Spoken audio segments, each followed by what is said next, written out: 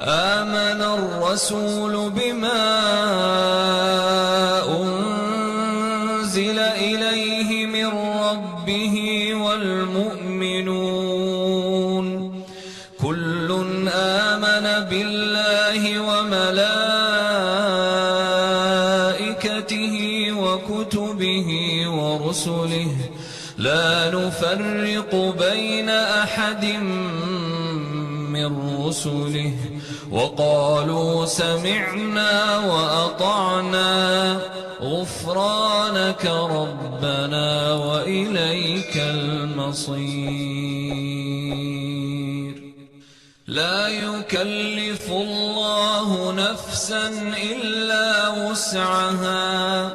لها ما كسبت وعليها ما اكتسبت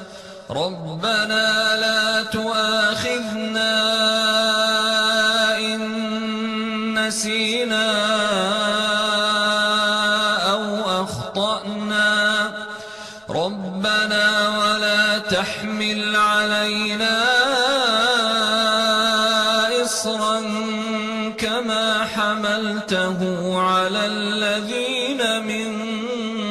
قبلنا ربنا ولا تحملنا ما لا طاقة لنا به واعف عنا واغفر لنا وارحمنا أنت مولانا فانصرنا على القوم الكافرين.